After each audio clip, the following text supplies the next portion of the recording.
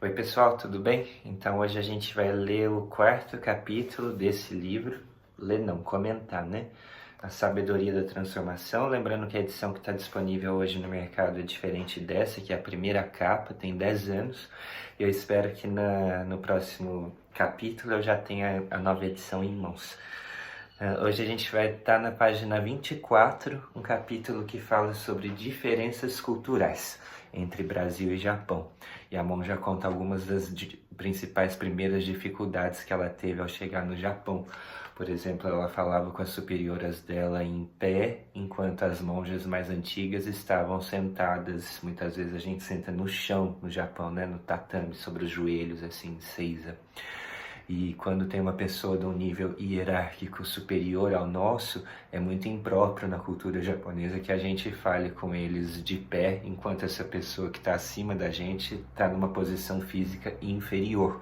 Então, se alguém está sentado e essa pessoa é nossa superior, a gente tem que se abaixar no nível abaixo do dela para falar com ela.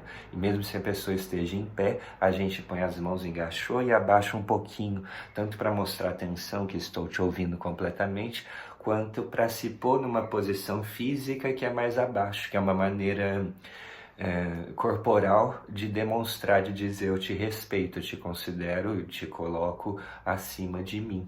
Então isso numa hierarquia de mosteiro muito rígida, muito estratificada, muito fixa.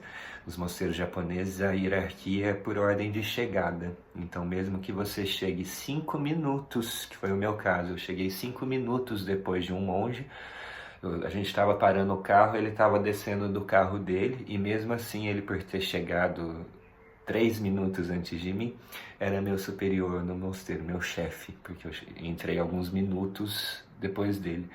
Então são coisas que talvez para um desavisado possam assustar e possam fazer a gente nem sempre ter a atitude adequada de acordo com a etiqueta japonesa. E aqui não estamos nem falando só de cultura japonesa, mas estamos falando de cultura de mosteiro japonês, o que é ainda mais específico e tem regras mais complicadas e intrincadas do que na própria sociedade japonesa, que já é cheia de códigos de conduta, de etiqueta, de respeito e de interação.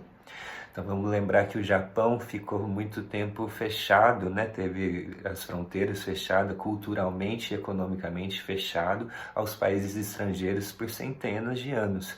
Só no fim do século XIX, ou seja, depois lá pelo ano 1850, que teve a abertura, a famosa abertura dos portos do Japão, onde o Japão começou a fazer comércio com os Estados Unidos, Europa, porque até então, desde a Idade Média, o único país que tinha relações comerciais, culturais e uma abertura de entrada de fronteira nos portos japoneses era a Holanda. A Holanda que muito tempo antes da França era a principal potência da Europa. E durante a Idade Média, o único país que tinha relações comerciais com o Japão era a Holanda, diferente da China, né? Lembra que na China, na Idade Média, tinha a Rota da Seda. Então tinha sempre o mercado acontecendo com países como a Índia, ou com outros países da Europa, a Arábia. Mas no Japão, os portos só foram abertos no fim do século XIX.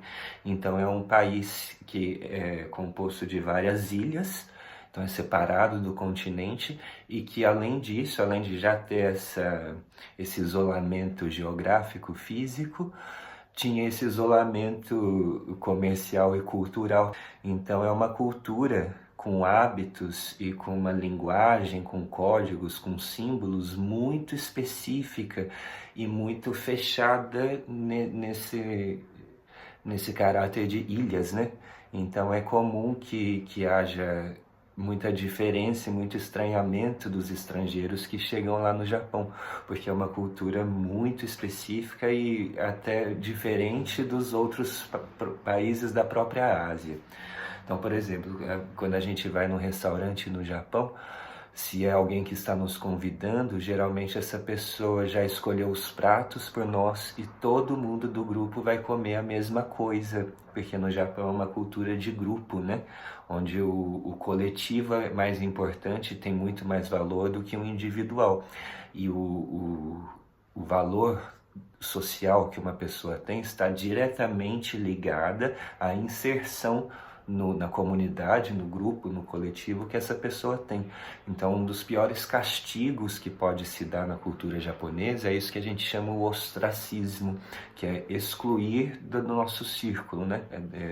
Pôr numa ostra, né? Deixar fechado, deixar isolado, dar um gelo e não falamos mais, não consideramos mais esta pessoa. É uma das piores coisas que pode acontecer dentro desse contexto de cultura japonesa, ser excluído, não ser respeitado, não ser acolhido pelo grupo, porque é uma cultura de grupo. Então, lembrando que nos mosteiros, no treinamento monástico Zen, tudo é feito coletivamente, até raspar a cabeça, até cortar as unhas, tomar banho, comer, dormir. Eu dormia com 30 homens na sala. Não tinha meu quarto individual. Na verdade, a gente dormia na sala de zazen. E tudo é feito junto com essas pessoas. Porque o que importa nesse treinamento é sair do nosso eu, sair das nossas bitolas e das nossas fronteiras, das nossas paredes de isolamento, de que separa eu e o outro, eu e o mundo, eu e a realidade, eu e a minha própria mente, corpo e mente, né? A gente está sempre nessa dualidade. Então, o nosso treinamento é de sair desse eu individual condicionado para começar a viver uma vida mais ampla, uma vida mais universal. Então daí o significado também de sair da família, o monge que sai da família para entrar para a família de Buda, para a família humana, para uma vida que não é autocentrada, mas uma vida que se propõe a cuidar e a estar em comunhão com toda a Terra e com todos os outros seres. Então o Japão tem bastante diferença cultural e a gente chega lá não só dentro desse universo budista, que já é bastante específico por si só, mas num país com hábitos bastante diferentes do nosso. Eu lembro o primeiro episódio que eu tive, que foi até engraçado, porque a gente foi fazer minha matrícula no mosteiro uns meses antes de eu mudar para lá para fazer meu treinamento. E eu fui com a monja Koen, tem uma série de burocracia, papéis a serem providenciados. E a gente chegou no mosteiro e na sociedade japonesa eles não gostam de tatuagem. E eu tenho o corpo inteirinho tatuado. Eu já tinha antes de ser monge. E no Japão não é como aqui no Ocidente que os jovens fazem por moda, por hábito e por estilo. Lá é considerado, até hoje está mudando um pouco, mas ainda é bastante forte isso, que é, quem tem tatuagem pertence à máfia. É da máfia japonesa, que chama Yakuza, né? E que quem tem tatuagem é bandido, é um símbolo, é isso que identifica que a pessoa é bandida, é da máfia, é ter tatuagem. Então eu cheguei no mosteiro lá, cheio de tatuagem, só que estava coberto, né? E o monge só viu uma pequenininha que eu tenho aqui no dedo, que é o Pi. O Pi porque meu nome de leigo é Pedro, e a letra P em grego, né? E o monge só viu essa aqui e falou, ele tem uma tatuagem. Eu falei, pequenininha, né?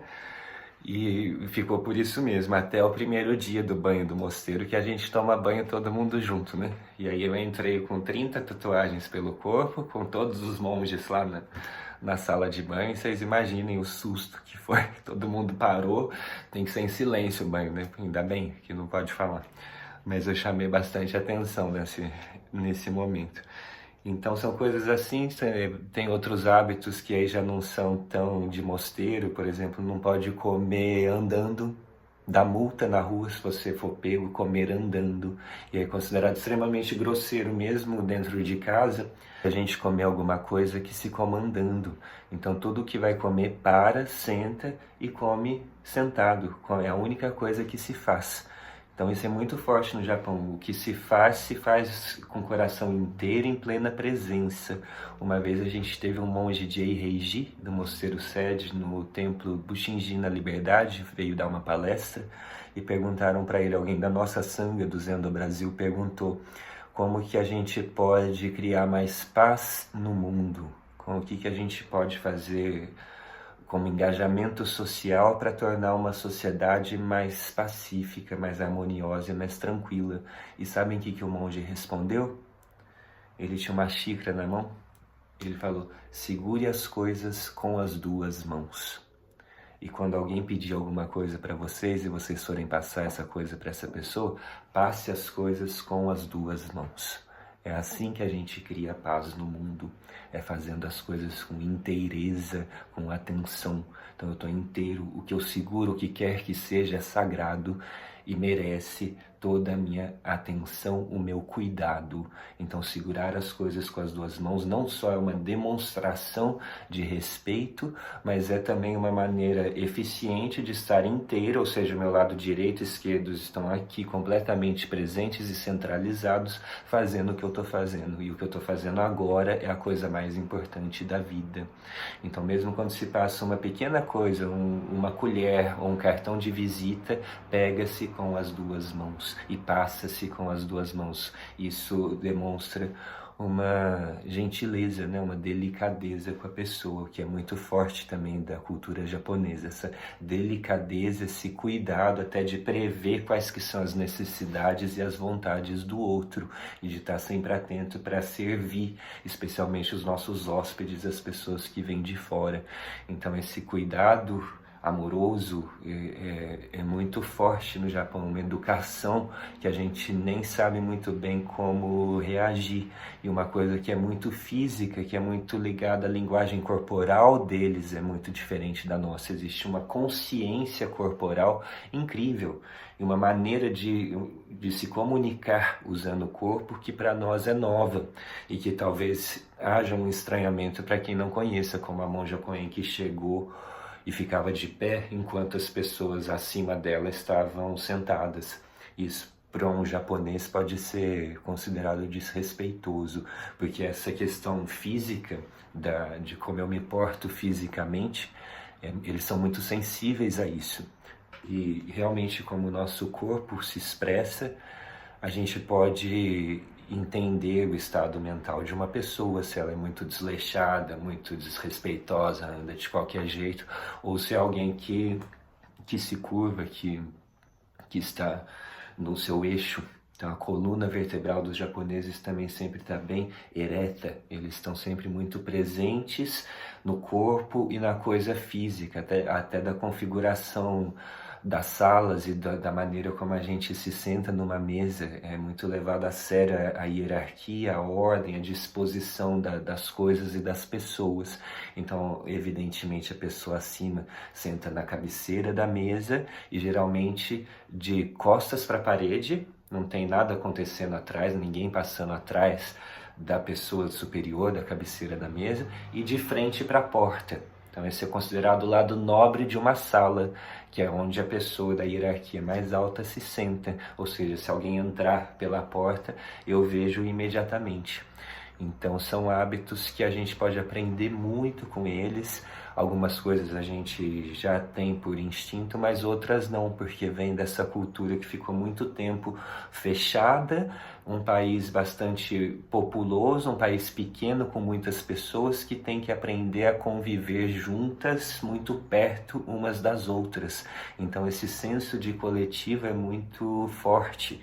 As pessoas falam baixinho no Japão, porque imagina muita gente falando alto em lugares pequenos, vai incomodar. Então é comum que se fale muito baixo, se encostam muito pouco, quase não se tocam fisicamente, mesmo se naqueles cruzamentos em Tóquio de Shibuya, que tem até 8 rotas de pessoas atravessando a rua, ninguém se tromba, ninguém se encosta, é impressionante. Tem pessoas de todos os lados, com cachorro, com bicicleta, literalmente de todos os lados, cruzando em todas as direções, e ninguém se encosta. Então uma consciência de si, do outro, do coletivo, do individual dentro do coletivo, e de uma consciência corporal dentro disso tudo, que a gente tem muito a aprender com eles. Então essa hierarquia é muito considerada até no jeito de falar, existem vários níveis de falar, como a gente também tem, só que a gente não usa muito, né? Como se a gente fosse falar com alguém usando tu ou usando vós sois, vós quereis.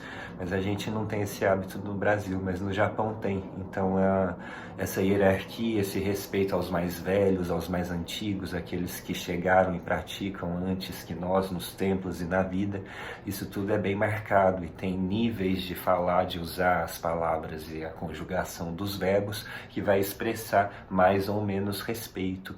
E então essa hierarquia é o tempo inteiro afirmada no sentido de que o respeito pela ancestralidade, aqueles que vieram antes de nós estão acima de nós e facilitaram para que nós pudéssemos praticar e chegar até aqui.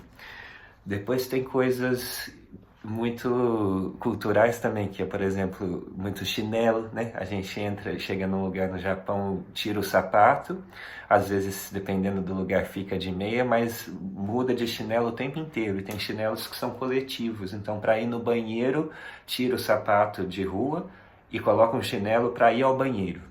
Depois, para andar no corredor, tem um chinelo para andar naquele corredor. E os chinelos ficam todos alinhadinhos, colocados em ordem, e muitas vezes são compartilhados por todos, mas é muito comum que a gente entre num cômodo, tire um chinelo e vá para outro lugar, ponha outro chinelo, e a gente fica o tempo inteiro pondo e tirando os calçados. Isso é bastante gostoso também, porque traz esse senso de que cada ambiente tem uma linguagem, tem uma maneira de se vestir, de se portar única e característica daquele contexto, né? Então a gente vai vendo que é adequado em cada situação, no corpo, no físico. Isso vai também criando muita sensibilidade emocional, psicológica às situações, porque a gente vai aprendendo que tem níveis, né? Níveis de educação, de formalidade, tem situações mais sérias, menos sérias que as outras, e tudo isso é muito bem marcado. Então, uma delicadeza e uma atenção, uma consideração ao esforço dos outros. A palavra obrigado, arigato, quer dizer exatamente isso, quer dizer alguma coisa que tem dificuldade, que foi difícil de se manifestar e que eu reconheço essa dificuldade, eu dou valor a ela. As coisas, os objetos vêm sempre muito embrulhados em papéis, em panos, em plásticos, em caixas de madeira. Às vezes a gente compra um chocolate ou uma bolachinha que vem como se fosse um objeto sagrado, em caixinhas, em paninhos, não dá para acreditar, é tudo muito lindo, tudo feito com muita dignidade, com muito respeito, e que nós temos muito a aprender com essa cultura milenar. É um país onde tem praticamente um assassinato por ano, não é? Onde os trens, se somar o atraso de todos os trens bala ao longo de um ano, não chega nem a 1 minuto de atraso, né? Então é uma sociedade extraordinária, onde passado e futuro convivem simultaneamente, não só na arquitetura, na tecnologia, mas também nos valores. Então uma sociedade onde a honra e o valor da palavra, da dignidade, do respeito são extremamente considerados, e são coisas que a gente tem muito a aprender e a desenvolver enquanto cultura e sociedade. É claro que não é um país perfeito, não existe lugar perfeito, não existe pessoas perfeitas, tem problemas sociais que são diferentes do Brasil, mas que é claro que nem tudo são flores, mas há inúmeras coisas que a gente pode aprender e incorporar. Nós não somos japoneses, eu não sou, então não se trata de nos ajaponesar, até uma coisa que a gente fica preocupado, às vezes que encontra monge japonês e a gente fica cheio de dedos e fica muito sem graça achando que estamos pagando mico ou cometendo várias gafes. E às vezes do ponto de vista do código, da etiqueta, a gente até está cometendo gafe sim, mas se a gente tiver um bom coração e uma boa educação de casa, mesmo que seja brasileira, isso é traduzido, isso pode ser aprendido por um japonês que vai entender que a gente tem hábitos diferentes, mas que a intenção não está sendo grosseira. Então não precisamos ficar ficar durinho, cheio de dedo, achando que eu estou fazendo errado do ponto de vista da etiqueta. Não, dá para ser educado como nós fomos, mas ainda assim nós temos muitas coisas a aprender que podem nos refinar, nos melhorar como pessoas, como sociedade, como tudo. Até nas escolas as crianças são acostumadas a limpar a própria sala de aula. E as criancinhas limpam a sala de aula e muitas vezes as crianças cozinham a própria merenda.